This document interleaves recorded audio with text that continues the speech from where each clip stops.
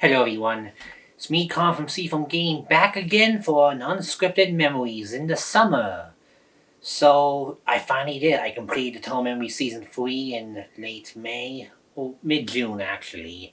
And it's all done, the season's done. I just got prepped for a new season this fall and I'm a little late on it. I don't know, I guess it doesn't feel like I'm that late. Maybe because I don't want people asking me for new episodes like some other channels or any concern. I just did my own thing at my own pace. But I'm done. Now for a new season, new ideas, lots of plans. I also plan to commission some stuff like music, art, and whatnot for the new season, make it look fancier than before. So I decided in the meantime I do unscripted memories like I usually did in the summer. But this year it's a bit different in terms of how I'm gonna do unscripted memories. So let me explain. So, in the past, unscripted memories have always been just a thing where I ramble about stuff, and I mentioned I was doing stuff on Pokemon Anime and whatnot, and other stuff I like, because I don't have to show footage anymore, because, easy way to get around copyright, I just ramble and reminisce. I'm gonna mostly do that the same, but I think there may be some cases where I'll show some images or footage if need be. Not in this episode or the next one, but like it's just a very specific thing I need a reference, or if I'm mentioning something, I'll include it like around here or something. So I figured I'd do that. And also I figured that when I get my new logo for Eternal Memories, I'm going to get one for Unscripted Memories a bit later down the line, so I can make that look fancier too. Because I'm doing a logo for Eternal Memories, and I'm doing hopefully one for Unscripted. I'm also doing new art for my breaks in and myself, because Fox helped me with that in the past. I need new art, so new art it is. I may get something different for the logo, we'll see. But today I figured that usually I go to my vacation cabin this summer to do unscripted memories. Well, not just to go do it, that'd be weird. But while I'm up there, I do unscripted memories in my other cabin. This year though, it's not really in a good shape, and the other one I'm in, I lose with 4 unboxings. I don't think it has the room for unscripted episode, especially if there's like news in the background, people visiting the other rooms, lots of chatter going on, whatnot. It could be very chaotic. So overall, for unscripted memories, I decided I'm just gonna stick to home this year. Might get just one out this year. I may film stuff up there for like miscellaneous things, but in terms of like being in a chair talking to you guys, that's gonna just be right here this year. So this summer this week I have to make the most of my time and film some unscripted memories I have planned. I have 2 planned. Today's the first one. So you may be wondering why I do squinting a lot. Well, besides the fact I need glasses and I'm starting to wear them, my eyes are kind of blurry after all. I feel like that today I am going to talk about something I was going to do actually the week after. Late June was when I planned to do it, but that's when I decided, wait, I can't film up here because it's not that good for filming. So I decided to wait to come back here, and I heard there was a direct rumor, so I figured I'd roll it together.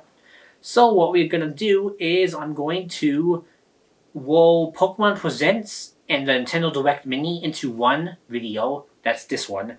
Then I'm going to roll the New Game Plus Expo and the Limited One Games Conference into another video, maybe with a tiny bit of Xbox sprinkled in. I'm not going to talk much about that, maybe just some brief thoughts. But those are the main 2 focuses. Nintendo stuff, third-party stuff. Because I have lots to say about both, and let's get started with the Nintendo stuff, which was Pokemon Presents in the middle of June. There were 2, and one was big, one was minor. So the big one of Pokemon Presents was in middle of June 2020. And for the most part, it was just a basic presentation. They didn't call it direct, it was just a video conference. Probably to discuss, in my opinion, the sort of stuff they do every year at their normal major press conference. Last year, they talked about the Detective Pikachu project for the Switch, and they talked about Pokemon Sleep, which is still MIA. We don't know what happened to it. They didn't touch up on it this year. But they mentioned stuff like Sleep and the Detective Pikachu and Pokemon Home. That was all announced last year. This year, well, the virus has made all sorts of in-person presentations redundant, so we got video presentations instead. 2 of them, and the first one had some interesting announcements, better than last year, way better than 2018, because that was just Let's Go Pikachu. So to start off with, they talked about the Pokemon DLC. There was one DLC pack out now and one in the fall. I think it's going to be November because it's tradition for Pokemon in November to go along together. But in general, what I think is going to happen is that Pokemon, the Isle of Armor, when it came out, I was like, oh, this is probably going to be a short little fun thing. I'll be nice to be in an area in the game that's not raining all the time or has bad visibility or weather. But it was way more than that. I was kind of surprised. It did fix my problems with the wild area.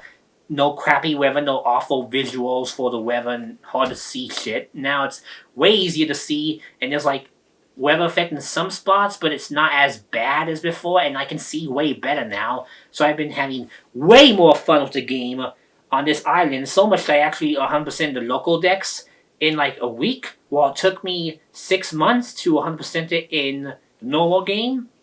So hey, at least the Isle of Armor is way better than the main game in terms of appeal, though I do like the main game a lot for mostly the quality of life stuff. And there was also some other things, like really amazing songs continuing the trend from the main game. And that also includes new battle themes you can use on Wi-Fi battles, which less they include. It's amazing. And just some fun exploration in general. New items, new gimmicks, like being able to Gigamax old Pokemon, which is really nice. And just lots of good stuff in general. I had a blast. There was a big event with all of a Gigamax Pokemon that was kind of blocking the normal raids, but even beside that, it was just a fun time. Nice little side quests, get some extra stuff, lots of new Pokemon that were turning, though I don't really care for many of them except for like Main Shao and like Zoroark. Basically it. I really don't care about the old Pokemon because I'm content with the 400. My big favorites like Articuno is confirmed to be like in the next pack, and Breakson, I don't know where he'll be, so Noivin's already in the game, so that's like 2 covered for us, so not really in a dire need for many more Pokemon. But the second one's apparently going to be bigger and better with more new stuff, lots of new places to go to, way more old Pokemon. I'm more excited for the second one because it looks more like an adventure, while the first one was more like a test. And it was a good test, lots of fun, but once you're over with, it's just more wild area, but better wild area. Then they talked about this game called Pokemon Smile, which, I'm not going to lie, weirded me the hell out when I heard about it. It's this toothbrush app where you use the phone and the camera on the phone, and you open the teeth and you brush it, and it's supposed to like display plaque on the teeth so that you brush hard and get rid of it and stuff so that you win a Pokemon and whatnot. It's freaking hard, and I'm not exaggerating. Like, multiple factors I thought went into why it was hard for me, and I tried changing all of them, but no, it's still really hard to get a Pokemon, and a month later I've been able to catch a single one because it's really hard. I'm not kidding. Basically, what Pokemon Smile entails is that you pick 1, 2, or 3 minutes, and then you brush the teeth, and then the Pokemon weakens, and if it's weak enough, you can capture it easier, and if it's really weak, you use a Master Ball to get it. Mine were medium to pretty high levels of difficulty because I brushed my teeth for a minute and it did not recognize my toothbrush. I used electrical toothbrush, it did not work. I then used my manual one when I'm in my cabin with better lighting. It still doesn't work. I get a bit better, but it still doesn't work. So I changed it to 2 minutes. It's way better, and I can actually, see the Pokemon better. Still can't catch anything.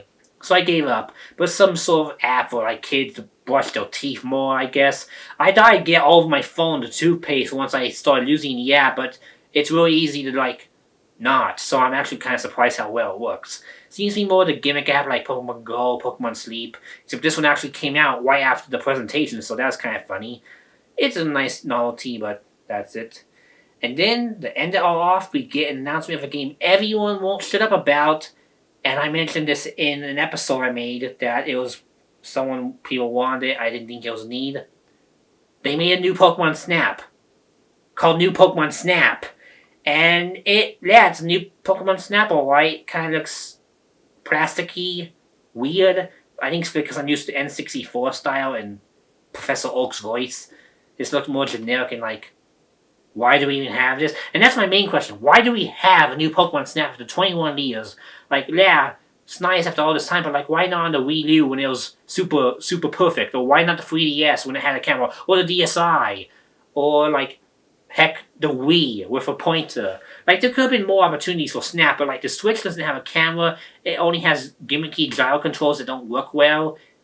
How's it gonna work? And even if it's just with a stick, like, are you gonna add much content to it?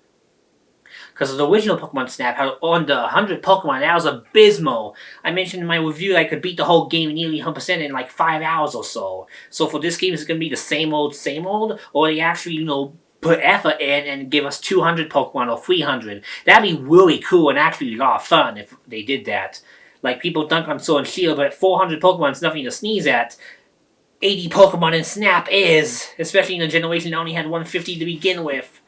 So it seems to be a mix of all old and new in the trailer. It looks okay, but I'm still iffy on new Pokemon Snap. I just want it to have content. I don't want it to be a new cold paint. I don't want it to be boring 5-hour stuff that I want to send back to the video store because of how boring or simple it is. And it just seems weird. There's not much info. We just know it's in development. It has a copyright date of this year. Don't know that means it's coming out this year. I don't think it will because of the virus, and it doesn't look close to done at all. But it's being made by Bandai, and they don't.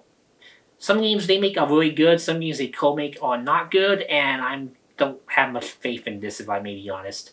Oh, they also announced Pokemon Cafe Mix, which is a free-to-play mobile puzzle game like Pokemon Trozzy and Battle Trozzy and Shuffle. Genius Serenity broke apart, Demperman died, and Coliseum XD devs went to Game Freak.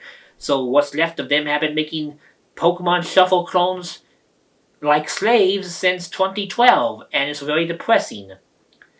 Well, 2014, I mean, because that's when Battle Trolls came out, but like, that's really depressing. They just make crappy puzzle games, and I tried Cafe Mix. It's okay. I like the puzzle gimmicks more than Shuffle. Like, it doesn't cheat as much, but it still tries a lot of bullshit. It's a free-to-play stuff. Once you spend money to do stuff. There's a stamina system, all that usual crap.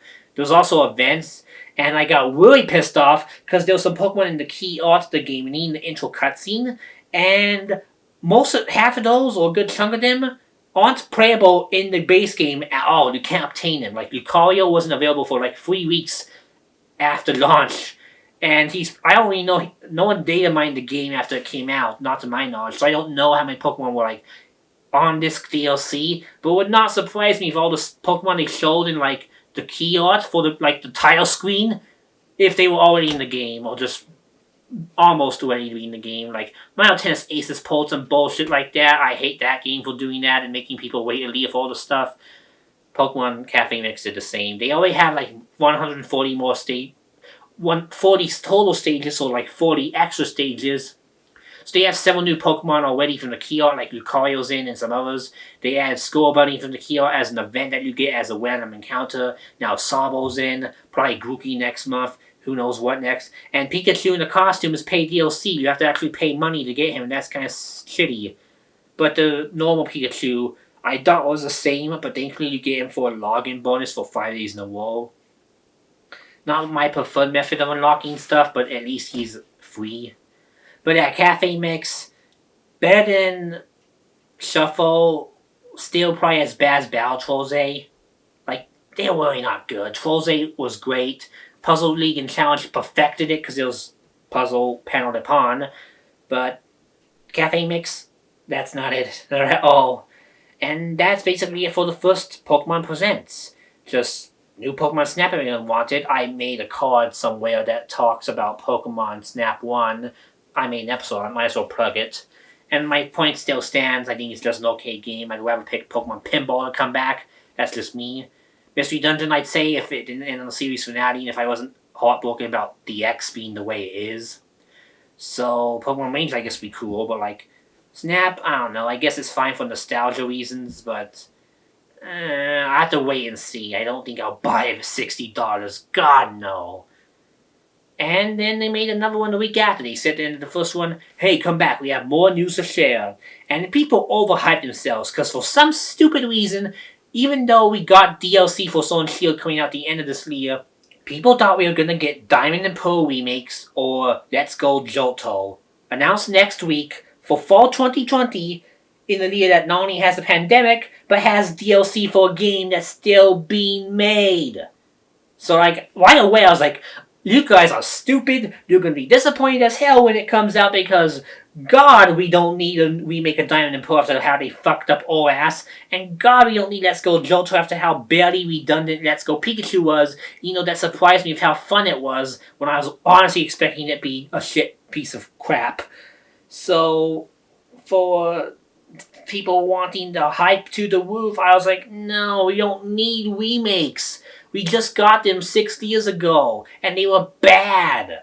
We need more time on those remakes to make Diamond and Pearl ones good. And Let's Go Pikachu and Eevee, like, they were good, but they were limited in scope. Probably because if they went past the scope, they would have cut so much shit out. But compared to Lelo, it's 1-to-1 except for, like, the game corner, Safari Zone, which is the whole game basically, and the Surf mini game. So for Lelo remake, they did better with Let's Go than they did with OS as a Ruby Sapphire remake. So because of how weird it is that Lelo was more faithful remade than Ruby and Sapphire, even Emerald got shafted. Like, I don't think I want a Diamond Pearl remake that cuts so much stuff out. Like, if they remade it like OS, we'd lose the whole fight area, just the battle tower and everything. We lose the whole underground, probably. We lose Amity Square. We probably use Poffin minigames. Probably make contests that auto win. And they probably do some dumb, like, make the Great Marsh super duper wild area like, because they did that with secret bases. They made that super complicated and then forgot to do the whole rest of the game. So I don't want a remake of Diamond and Pearl. Not now. No. I love Sword and Shield, but I don't think I trust Game Freak still with remakes. I'd rather they re-release them on the Virtual Console or NSO in this case. If they do Ruby Sapphire and Emerald on NSO, I'll forgive them for OS. But yeah, people were really overhyping themselves about this conference. And even from the get-go, I knew it wouldn't be that. I thought if it's another thing you want now, it'll probably be Pokemon Sleep News, probably some spin-off again, probably like, I don't know, maybe Pokemon Pinball again, or more realistically, probably Pokemon Rumble, or like, maybe Exploration Team DX if they want to go and not make orchestra music or anime cutscenes like they need to do in those remakes. But then a rumor floated about that mentioned something that happened earlier this year that Tencent, TIMI Productions, were going to make a Pokemon game that was a MOBA for phones and a console, which would be the Switch. This was leaked way early this year. We didn't know the name or the premise behind it, but everyone was like, oh yeah, that's probably just no big deal. They'll probably announce it in a minor event like the one later this year. But since the virus killed that event, I was like, and others were like, wait a minute.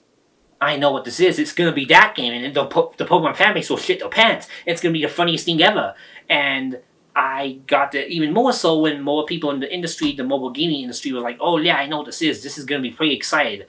And a lot of people know that some of the people that were saying that were people that are very hyped for mobile games, like the MOBAs, or knew about the Asian game mobile market. And I was like, if it's Asian game mobile market and if people are hyped for it and it's a MOBA, it's the Tencent game. People are going to shit their pants, be racist and all that shit like they always are. And I was right. Pokemon Unite was announced a week later. And I'll admit that it was, I knew it was coming. I still was kind of surprised by how they did the trailer. So it was a live stream again, but basically it started off with like an introduction to all the branches of the World Championships. The video game, the card game, and Pokken. I love Pokken. I was hoping for Pokken 2 actually, as a secret surprise game. Or some were hoping for Pokemon Trading Card Game 3, because they saw the cards to be gained. But nope, Pokemon Unite is going to be another pillar of the World Championships. At least they want it to be. So it's a MOBA, which is one of these weird arena fighters where you like tap on stuff and team up with people. I don't play that crap. It's like boring, cookie cutter, I fall asleep. It doesn't matter who makes it. I don't care for any of it. I don't care for World of Warcraft. I don't care for MMOs. I don't care for MOBAs. I don't care for online games that have you talk with random people and just do shit. So thus, I don't care for Pokemon Unite. And I tuned out 5 minutes through and it was clear it would be Pokemon Unite and nothing else because they talked about the partnership and they had some weird people from like all over the world, some people who on Tencent staff, some people in Japan, some people in the US, all teaming up for this battle that seemed obviously scripted to me. And in this trailer they showed with Pokemon Unite had the Switch on backwards and that was like the funniest thing I've ever seen. And I was like, okay, funny, okay, that's the Pokemon Sleep League. It's going to be that orthodox announcement, but I know why they made it. China has a big gaming market. I whether you hate the government or not, which you probably should, there's a lot of good people in China, and there's over 100 million of those people in China. People like Lord of Kings, I think that game is Arena Battle over here, but it didn't do well. But in China, it was a massive megaton, and a lot of games like that will do well whether people like them or not. And that's the truth, I guess. They wanted the Pokemon Go success. China is stupid, so they wanted our Pokemon Go, so they made Pokemon Unite for China and Southeast Asia. Because, Philippines and Singapore like that stuff too. They're way more free and stuff. It's a good market, and I don't blame them for doing it. But people were not happy. And I expected this because of the dumb people who were like, oh, it's going to be Sinnoh remakes, or it's going to be Johto remakes, or Pokken 2, which I hoped for. But God, I expected people to be mad, but for the first week, and that's how funny it is, because the whole outrage lasted a week, basically, before people didn't give a shit anymore. Basically, a lot of the outrage was the fact that people were like, why is this its own conference? It should have been the old one. Pokemon Snap should have been this one. First off, that's funny, because then Price Pokemon Snap is a big enough game to be its own conference, which, hell no, and it's a niche spin-off that has fans, sure, but would people really care was just 10 minutes of Pokemon Snap? No, they want variety of stuff. That's why I tuned out, because there wasn't variety. But some people, I see this every time Tencent's names in something, and I get somewhat why, but God, people, be courteous. I saw a lot of racism when it came to the whole game. And let me clarify that. I don't mean people who don't like it are racist, because that's dumb to say. No, I mean is people who are like, oh, this game's for Chinese people only. All the people who play this in China are trying to kill all the people in China who protest the government, or they're evil, or anyone who plays it outside China are getting data mined. They're getting hacked. They're going to get spied on. They're going to get stolen. They're going to go to camps. They're going to take over the world.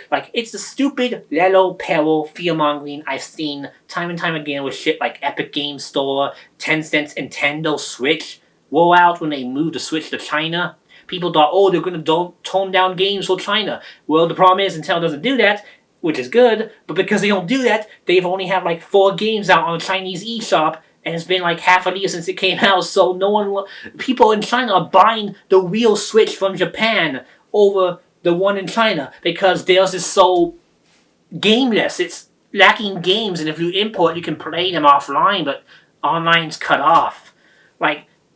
People in China aren't dumb. They may be overly government-loving, but they don't blindly believe everything the government says. A lot of people just move on to go by, like we do here in this poop place. So, just blatant racism and little peril and stereotyping, don't do that. That's stupid. You can say Tencent's lame, or their games suck, or that you don't even trust them with the security, but, strange shit conspiracy theories, and this one guy in my Discord I'm in did, where he flew off the handle and ranted about how they're evil, and thus you buy this, you're complicit in world takeover. Let me tell you about Amazon Web Services. People hate Amazon. They are shit. They treat people badly in the warehouses. It's documented. Everyone in the US knows it. Everyone uses it because it's a necessary evil in life. And even if you don't want to use a website, you're on the Amazon Web Services in some way, because if you try blocking it, you can't go anywhere. Amazon is on every part of the web. I'm not kidding. I learned this in web development, and it was kind of scary how much Amazon has a stake in the internet. And Foxconn makes all the consoles, and they have their own problems, like suicides, all that stuff. It's all this tricky, sad stuff, unfortunately. So, in general, a lot of companies are bad. It's easy to poke fun of Tencent because they're in China, who always makes themselves bad because they're always dumb over there, all the government and stuff. But, don't use that to pick on people wanting to play the game, give it a trial, who live in China. Because, common sense. Common sense, guys. So there was a bit of racism and just angry people who overhyped themselves. And then a week later, no one gave a shit anymore because, rightfully so, people realized this isn't worth getting mad about. It's just a mobile game. It's coming to Switch, but we don't play it. So yeah, that's it. Pokemon Presents was pretty simple. Some okay games and good announcement, but it was really, for me, overall, mediocre. But now on to the Nintendo Direct Mini. Oh boy. So the Nintendo Direct Mini was this Monday, as I'm filming on a Wednesday night. It was 2 days ago. So that may be weird because I mentioned I'll do the limited one games, and the other event I was doing was New Game Plus Expo for the next video I'm gonna make. But this video I'm skipping this week for the Nintendo Direct Mini, which is very easy to talk about because I only had 5 games, 2 which are bad, 1 which is something I'm okay with, and 2 are amazing. But let's get over why people are talking about it and why people aren't happy about that either, because people aren't happy lately. So basically, there was a rumor in late June that there was going to be a Nintendo Direct in July, and people got excited, but people were dubious because, we've heard, new Nintendo Direct any time now for like months now, but usually doesn't stick, and because of that, people don't talk much about that stuff. But in general, there's still, people want to know what Nintendo's doing because there's a new Paper Mario last week that looks a lot of fun, but what next? We really don't know what's next. Bravely Default 2, No More Heroes 3, both of them are third party in Japan, so they don't even count. They're good games. But we really know nothing. Bayonetta 3, maybe. Metroid Prime 4, not until late 2022, that's my bet. Late 2022 at the earliest, because it rebooted, first person shooters take a while to make, as Call of Duty, and Metroid Prime 4 is not coming out, but maybe Metroid 5, which I hope happens. But yeah, people don't know what's coming out this year, and I don't blame them. There's that Mario Collection rumor. I hope it's real, but I also hope it's much more than just 4x3 reproductions of the game. I want it to be like HD, new levels, new bonuses, fun stuff, cool quality of life stuff like Wind Waker HD, that sort of stuff. So that's my hope for the Mario stuff. But basically, that's what people hope for in the new Direct. Mario info, because 35th anniversary, and just new games to look forward to this year, and dates of Bravely Default 2 and Travis and whatnot. So all July, people were wondering, where the heck is Nintendo? And the rumor was, again, shifted that it was going to be the 20th of July, a Nintendo Direct, but they didn't know what. It would be a general Direct, mini Direct, Indie World, it could be anything. So what they ended up doing for this presentation was people weren't sure what they were going to do, and so everyone was in full hype mode, just thinking what it could be. They weren't expecting much because they thought, the big one's going to be in September no matter what, because we have to get a new NSO system, we have to get N64, GameCube, or Wii games. I hope it's going to be Game Boy or Game Boy Advance. That's just me. But that's what people were hoping for, and closer to the date, everyone was hearing from insiders, this one who's really accurate, he hasn't gotten anything wrong, and even said, I think on the last week, he said it would be at 9 a.m. Central Time on the Nintendo YouTube channel at the 20th. So that was a firm time, and that's not an easy thing to predict, especially the time of announcement, which he also predicted would be at 11 p.m. Central Time on the Sunday, the night before the Direct, so a 10-hour warning, basically. And people doubt that because, we've never gotten a Direct announcement that close to reveal unless it's a mini Direct, which just shadow drops.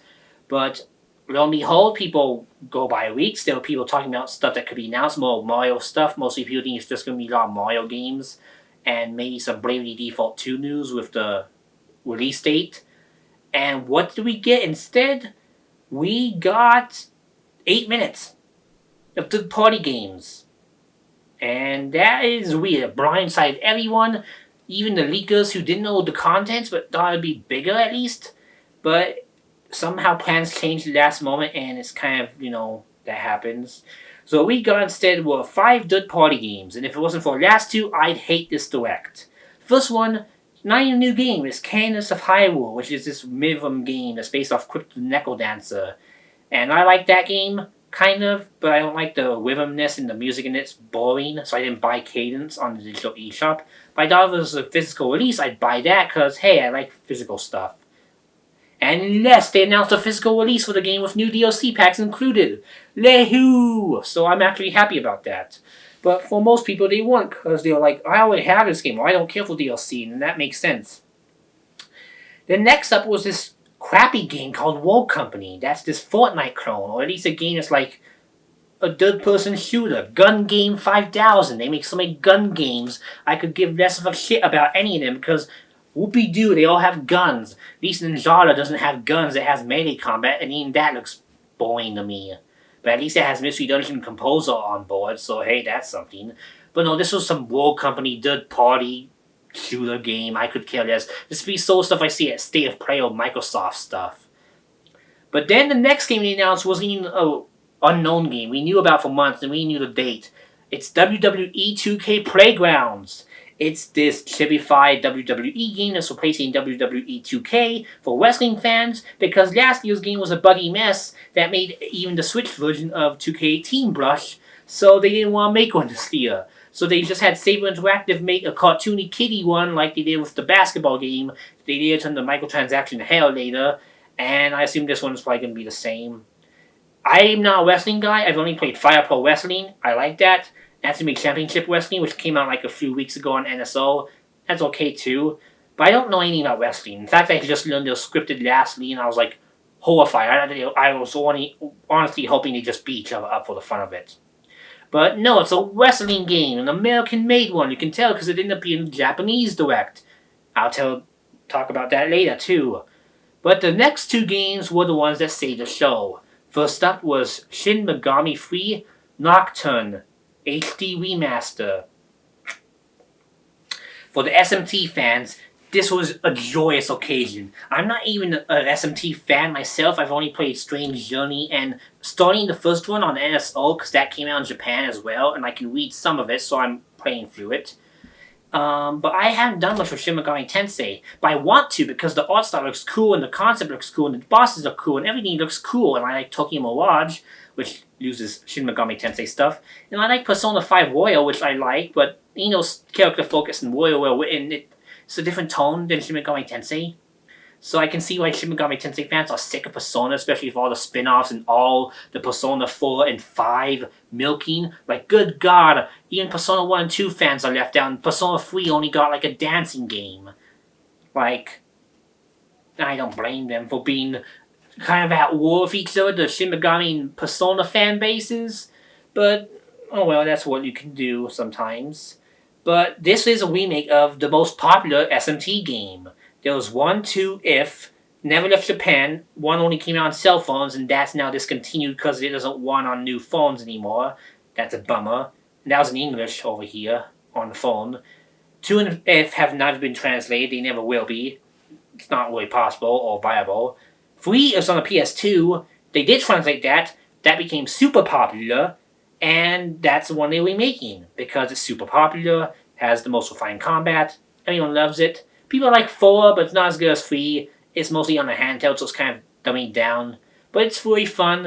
And then they made Apocalypse, which is just 4 too. But people didn't like that because it did some Persona plot twist near the end, and it really made people angry. I only know the extent of that because I'm not into 4. I just thought it looked weird with samurais and stuff. I like Strange Journey though, so hey, that's good. But Shin Megami Tensei 3 has been the fan favorite. That's getting an HD remake for PS4 and Switch worldwide. October in Japan, spring over here. Oh well, we have to wait. But it looks so good! And as playing the first one on NSO, for starters, I probably should have seen as a symbol that SMT 3 would come soon, or at 5. And speaking of 5, we got an announcement on 5, because that game was announced in January 2017, mentioned once in 2017's October period, like Tokyo Game Show maybe, then nothing for years on end. We finally know about it. It's coming in 2021, worldwide, same day. It looks epic, or at least the cutscenes do, because no gameplay. But it's SMT. It doesn't look like SMT4, because you know it's HD. It's going to be great. I just have a good feeling about it. So I'm going to buy that for sure. Free for sure. Probably, hopefully, check out 2 and If, because they'll hopefully come out on the NSO in the next year. Please. But I also should beat 1, and probably 5, Persona 5. And probably should beat Strange Journey, though that's on my 3DS, and I'd rather not touch that. But hey, Shin Megami Tensei, that made it a wreck for me. If it wasn't for that, God, this would be a horrible one. But for those who aren't into that, I don't blame them for not liking it. It's just weird. Some think they'll cut it up into multiple partner directs and just release them weekly or like every other week. That could happen. Next week they could just announce Mario 35th Anniversary Collection without warning. And I could see him do that because it's coming in September, the anniversary. There's also Lego NES, Lego Mario, I don't care about Legos. I'm not 5, but a lot of people do because they do look really cool. I'd give them to a kid or buy them. I'd buy the Toad one for myself. Just a Lego Toad looks so cute. So yeah, Lego Mario looks cool. Lego NES looks cool, but I don't want to spend hundreds on it. So yeah, there's a lot of Mario stuff. So I wouldn't be surprised if you see a Mario one next week. At least I hope so. But we don't know what Nintendo's fall lineup is. Still no Bravely Default 3 news, or 2 news. Still no more Heroes 3 news. Just lots of news we don't know, and that's kind of a bummer. Just a big bummer. But that's it for the most part. Just Shin Megami Tensei 3 and 5 were the best parts. Now in Japan, they got the same stuff we did, except they removed playgrounds because wrestling doesn't exist in Japan. There's this Fire Pro, the Japanese wrestling leagues. They don't do WWE over there. And World Company was a small few second clip, and that's how it should have been, because that's what a game like it deserves. And the games they focused on instead were way better. Sakura Wise and Ruin from the same company that made Astra Breed, and I love that game. This looks like a fun platform and it has such great music. Oh my god, I actually want to get it. It's coming out in English in November. Great game, should have been the US one. Then they announced Atelier Wiser 2, a lead after the first one. And I have to review Atelier Lila. Oh, Wulula, that's its name. Atelier Wulula and Atelier Wiser 1. Because I had a backlog and those came out right when my life went to hell last year, so I've been on those for a while now. Now they're making a second one before I barely touched the first one. Jesus, Koei. But at least they're making a good game. It looks really fun and gorgeous. So yeah, I'm pretty excited for both of those. So why didn't we get them over here? I don't know. But yeah, everything else was the same besides that. But the Japanese mini was really good. Ours was bad except for Shin Megami Tensei.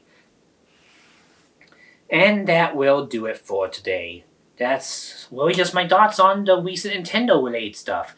Who knows, maybe on the Thursday or Friday after I film this, they'll announce something and it'll be out of date already. But since I plan to release this on the weekend, it should be fine. So let me know what you think. Are you looking forward to any Nintendo games this year that you want to announce? Because, of course, unless you're a Bravely Default fan, there's not much to hope for. Do you think that Breath of the Wild 2 will come out next year? I don't think so. I think it'll come out in 2022, early at the latest. Maybe late 2021, as in December. But no way is it coming out before then. No way. It just can't be. But that's just me. So, hey. Let me know what you think, and I'll see you next time. Bye.